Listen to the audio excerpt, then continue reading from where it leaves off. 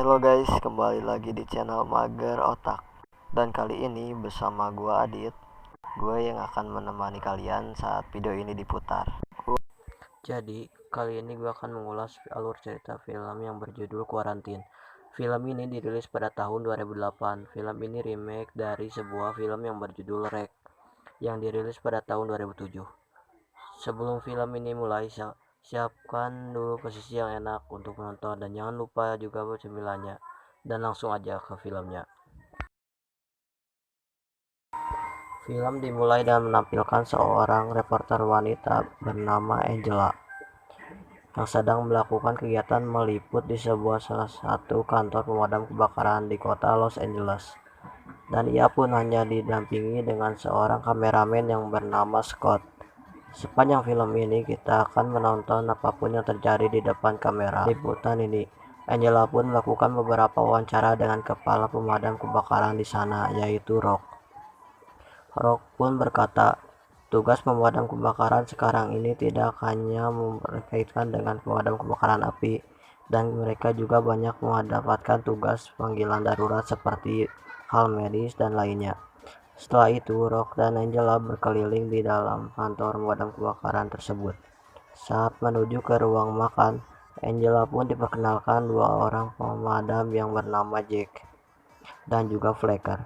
Mereka bertiga pun melakukan room tour lagi sepanjang dalam kantor pemadam kebakaran ini. Angela pun berkata, liputan ini akan jadi sangat menarik bila ada panggilan darurat, agar kami dapat meliput dan merekamnya dengan penuh adrenalin. Dan benar saja, saat Angela ingin masuk ke salah satu kamar pemadam, tiba-tiba sirine darurat pun berbunyi, dan ia pun langsung berlari menuju ke bawah untuk segera masuk dan ikut dalam aksi penyelamatan ini. Terlihat sekali, Angela sangat antusias dan girang untuk meliput aksi ini. Scene berikutnya mereka sudah tiba di sebuah gedung di mana panggilan darurat itu berasal, atau 911. Di sini terlihat bahwa situasi di sekitar tempat itu sepi sekali dan hanya ada satu mobil polisi yang terparkir di sana. Sudah jelas ini bukan kasus kebakaran. Mereka pun langsung turun dari mobil dan mereka di sana disambut oleh seorang kakek yang ternyata kakek tersebut adalah pelapor dalam kasus ini. Saat mereka masuk, ternyata sudah banyak sekali penghuni apartemen tua yang sudah menunggu di lantai dasar, dan mereka pun berkata bahwa mereka mendengar suara teriakan wanita yang sangat keras dari lantai 2, yang dimana adalah kamarnya Nenek Stimoza. Dan tidak lama kemudian, betul saja ada satu polisi yang turun, sebut saja nama polisi ini Thomas. Lalu Thomas bersama Jake, Fletcher, Angela, dan Scott naik ke atas. Saat tiba di atas, mereka langsung mencoba masuk ke kamarnya Nenek Stimoza. Di sini terlihat ada satu polisi yang sedang mengetok pintu kamar nenek itu. Sebut saja nama polisinya adalah Billy. Billy pun mencoba berkomunikasi dengan Nenek Stimoza, tapi si nenek tidak memberikan jawaban sedikit pun. Mereka pun mencoba membuka pintu kamar nenek tersebut, namun terkunci dari dalam. Si kakek pelapor pun berkata bahwa ia memiliki kunci cadangan, namun tetap saja sekali lagi pintu itu masih terkunci. Dan ternyata pintu itu juga digembok dari dalam. Mau tidak mau, Jack si pemadam pun mendobrak pintu tersebut dan akhirnya pintu pun berhasil terbuka dan mereka pun mencoba masuk dengan perlahan. Di sini suasana udah gak enak banget sih. Saat perjalanan masuk, mereka pun terkejut karena ada satu anjing coklat yang berlari keluar dari kamar tersebut. Di sini sudah terlihat jelas Nenek Stimoza sedang berdiri di tengah kamar yang sangat gelap. Wajahnya pun tidak terlihat. Nenek Stimoza ini terlihat seperti orang yang merasa gugup dan gelisah. Dan dalam keadaan gelap, terlihat juga mulut Nenek Stimoza yang mengeluarkan busa dan kulitnya yang berwarna pucat dengan baju penuh darah. Gua pun gak tahu apa yang sebenarnya terjadi sama si nenek. Namun tiba-tiba, ia pun menggigit leher Thomas dan mengoyaknya sampai robek. Situasi pun semakin kacau. Mereka tidak tahu apa yang terjadi dengan si nenek ini. Lalu Jack dan Billy si polisi pun bergegas menggotong Thomas ke bawah. Sedangkan Fletcher bersama perawat tetap berada di kamar menahan si nenek ini agar tidak menyerang siapapun. Terlihat sekali Thomas sudah terluka parah di lehernya dan banyak darah. Dan untungnya ada seorang dokter. Tapi pria ini adalah dokter hewan. Namun dalam keadaan seperti ini tetap saja dibutuhkan. Para penghuni apartemen ini pun panik dan bertanya-tanya kenapa yang sebenarnya terjadi. Billy dan Jack sini mencoba keluar dan meminta pertolongan ambulan untuk membantu mereka. Tapi pintu apartemen itu malah terkunci. Entah apa yang terjadi, gua pun bertanya-tanya kenapa mereka dikunci dari luar. Padahal banyak sirine polisi dan ambulan yang berada di depan. Mereka pun semakin panik dan bertengkar satu sama lain. Mereka pun mencoba mencari pintu keluar lainnya. Dan si kakek pelapor menunjukkan arah ke satu ruangan dan ternyata ruangan tersebut adalah ruangan produksi kain.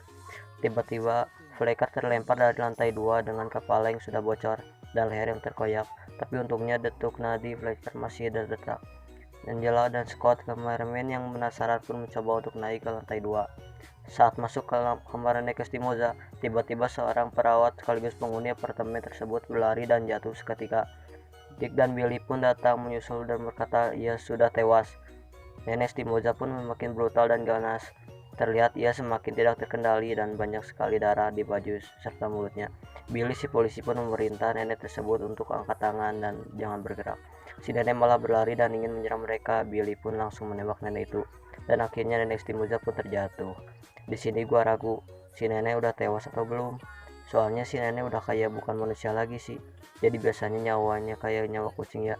Scene berikutnya Jack dan Angela mencoba untuk memberitahu penghuni kamar untuk turun ke bawah dan mengungsi. Saat masuk ke salah satu kamar, terlihat ada seorang nenek yang sedang duduk sambil menonton siaran semut. Di sini firasat gue agak gak enak lagi sih. Lalu Jack dan Angela pun mendekati nenek tersebut. Benar aja nenek tersebut sakit parah karena mengeluarkan busa dari mulutnya dan kulitnya berwarna pucat. Trailer itu dibawa ke bawah oleh Angela dan juga Jack. Sedangkan Scott melihat seekor tikus yang berlari dan menghampirinya. Secara refleks, Scott langsung menginjak tikus tersebut sampai hancur. Ia pun heran kenapa tikus itu menghampirinya. Saat tiba di ruang produksi kain, mereka mencoba keluar dari pintu di sana. Namun saat ingin keluar, mereka malah dihadang oleh para polisi bersenjata dan diperintahkan harus tetap berada di dalam apartemen tersebut. Ini asli sih, gua bingung banget kenapa mereka dikurung gini ya. Padahal niat mereka mau atuh gitu ya. Ini sih benar-benar berdefinisi sesuai sebenarnya. Semua pintu keluar pun sudah disegel sama para polisi dengan barikade dan mereka diberitahu bahwa akan ada 2 dokter yang akan dikirim untuk masuk ke apartemen tersebut. Mereka pun penasaran dan mencoba untuk keluar melalui jendela atas, namun tetap saja lagi-lagi ada polisi bersenjata dengan helikopter yang melarang mereka untuk keluar. Mereka pun bertengkar dan menuduh Billy si polisi mengetahui apa yang sebenarnya terjadi. Tapi Billy menegaskan bahwa ia tidak tahu apa-apa tentang ini. Angela pun melakukan liputan lagi berkata bahwa sekarang sudah jam 1:30 pagi dan para polisi luar sana tidak memberitahu alasan mereka dikunci. Seluruh akses telepon, walkie-talkie, internet, kabel gedung pun dimatikan. Angela pun melakukan wawancara dengan seorang anak perempuan berumur 5 tahun yang bernama Brianna. Di sini Brianna juga terlihat sakit dengan kulit yang pucat dan mata yang bengkak. Angela pun bertanya, "Brianna, di sini kamu tinggal dengan siapa?" Brianna pun menjawab, "Dia tinggal dengan ayah, ibu, dan anjingnya bernama Max." Namun Angela berkata bahwa ia tidak melihat Max dan bertanya di mana si Max. Brianna pun berkata, ayahnya sedang bawa Max ke dokter hewan karena ia sakit dan terlihat juga di sebelah Brianna ada ibunya si anak kecil tersebut. Jika cerita, seorang dokter hewan itu pun seperti sadar akan suatu. Ia berkata bahwa orang-orang yang sakit ini memiliki ciri-ciri yang dimana air mata dan lanjur iurnya mengalir dan tidak menelan apapun, berbicara, mengalami demam, linglung, kelumpuhan, dan juga mengigau. Kemudian dokter hewan itu pun berkata bahwa ini semua adalah gejala rabies. Ia pun mengaku belum pernah melihat rabies tersebut terjadi pada manusia.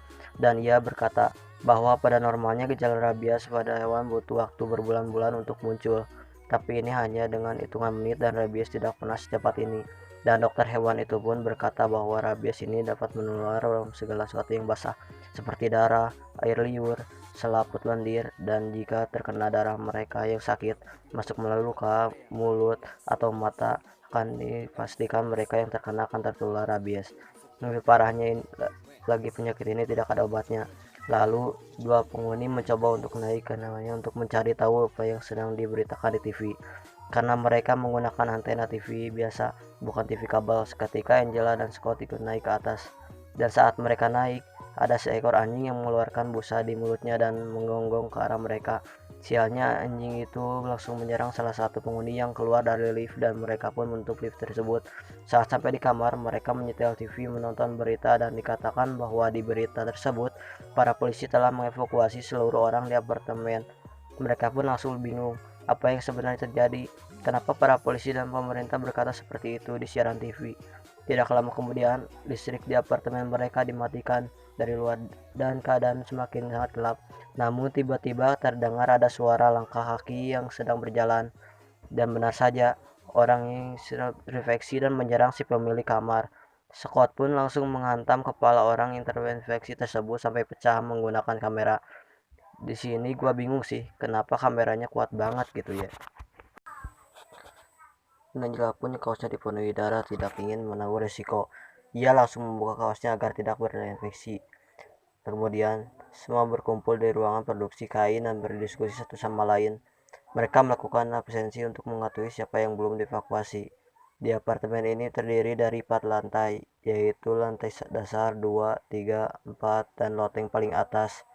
Masing-masing lantai ada 3 unit kamar, di loteng atasnya ada 1 kamar. Billy pun bertanya, siapa yang menghuni lotengnya?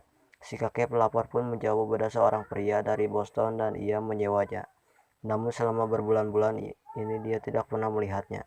Lalu tidak lama kemudian Anda pernah melihat klan medis yang lengkap masuk melalui pintu utama.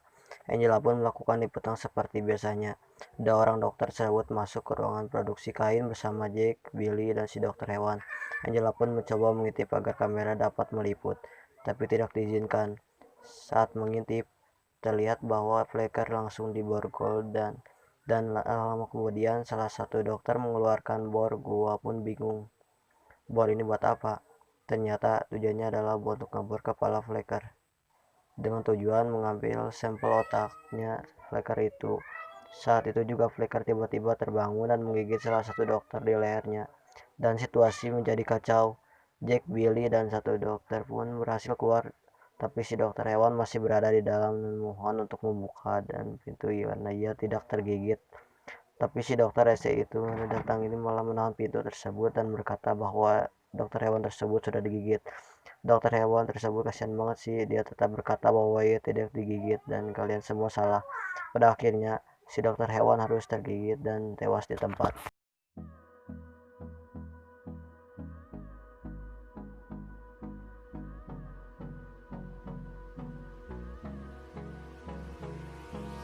Hold me close till I get up. Time is barely on our side. I don't wanna waste what's left. The storms we chase are leading.